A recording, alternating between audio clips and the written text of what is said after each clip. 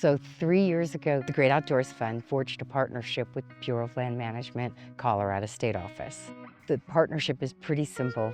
It's find viable projects, and our highest priority is the Lobatos Bridge project in the San Luis Valley. It's a project of Ken Salazar's. There was a lot of people over decades that did things passing legislation to designate land that made it all possible.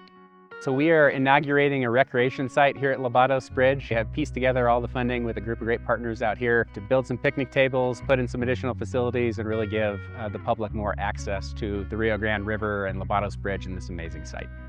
It's just rich with history. It's been a big playground for most families. I remember coming here with my dad and telling stories of the great-great-grandpas ice skating on the river to towels. My great-great-grandmother, this land we're standing on is 157 acres that she homesteaded, got a patent for. There used to be a store here that belonged to my great-great-grandfather. That's where he raised his family and he did a lot of trading. When we got our partnership established with the Bureau of Land Management, the first thing we did, visited with BLM and locals and said, okay, so what do you envision?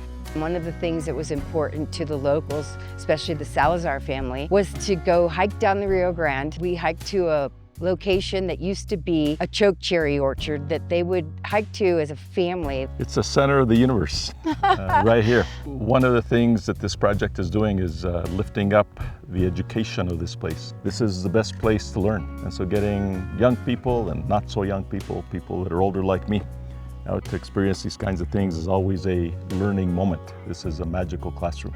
The most important component of this project was the outdoor classroom.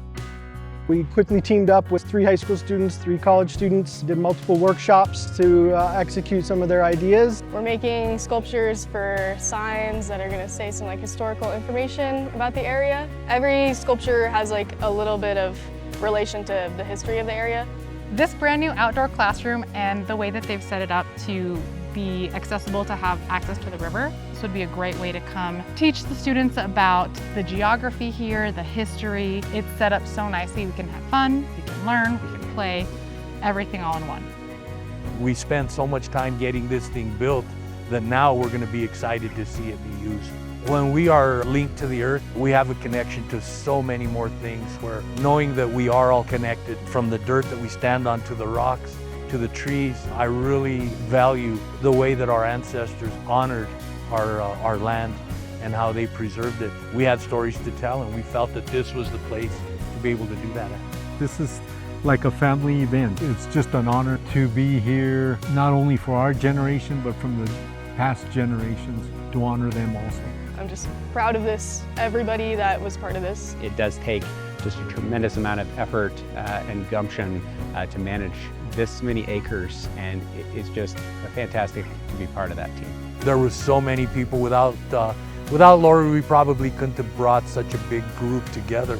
I want to see lots and lots of kids out here, and I want to see the stories that are told on the signage continue for generations to come.